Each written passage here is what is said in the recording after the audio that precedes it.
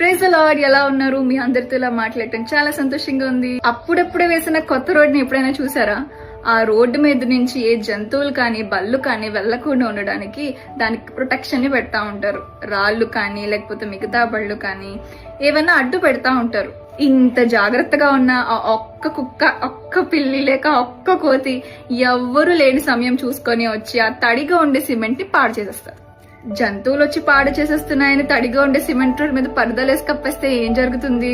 2 రోజుల్లో ఆరిపోవాల్సిన ఆ cement road కాస్త 2 వారాల దాకా ఆరుతూనే ఉంటుంది. మన జీవితాలు కూడా కొన్నిసార్లు చెమ్మగా తడిగా కన్నీటిలో మునిగిపోయి ఉంటుంది కదా. ఆ బాధను భరించలేక దాన్ని తట్టుకోలేక మన హృదయం ముందు ఒక అడ్డుగోడు కట్టేసుకుంటూ ఉంటాం. వీళ్ళతో మనం మాట్లాడకూడదు, వాళ్ళకి నా హృదయంలో స్థానం ఇవ్వకూడదు అని ఫిక్స్ అయిపోతా ఉంటాం కదా. ఇంత చేసిన ఆ ఒక్క కుక్క, ఒక్క పిల్ల వచ్చినట్టు ఆ ఒక్క పరిస్థితి, ఆ ఒక్క సమస్య, ఆ ఒక్క మనిషి మనల్ని గాయపరుస్తూనే ఉంటారు.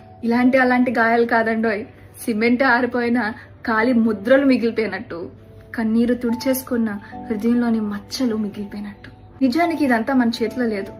గాయపరచబడిన తర్వాత మన వైఖరి ఎలా ఉంది అనేది మాత్రమే మన చేతిలో ఉంటుంది. మనలో చాలా మందిలో ఉండే రాంగ్ థాట్ ఏంటంటే, దేవుని దగ్గర నా గాయాల గురించి నేను మాట్లాడితే దేవుడు నన్ను ప్రేమించడం మానేస్తాడేమో, నన్ను తక్కువ చేసి చూస్తాడేమో, దేవుడి దగ్గరికి నేను ఒక పర్ఫెక్షనిస్ట్ గానే వెళ్ళాలేమో అని తప్పుగా అనుకుంటా ఉంటారు. దేవుని దగ్గరికి వెళ్ళేటప్పుడు తడి ఆరని వారి గాయాల మీద పరదాలు కప్పేసుకుంటూ ఉంటారు.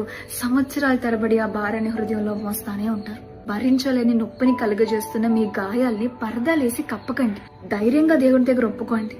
ఆయన వెలుగును, ఆయన ప్రేమను, ఆయన ఆత్మను మిమ్మల్ని బాధ పెడుతున్న ఆ గాయాన్ని చూడనివ్వండి, దాన్ని తాకనివ్వండి. ఎప్పటికీ గాయాలు మానిపోవమ్మా, అవి మచ్చల్లా మా హృదయాల్లోనే ఉండిపో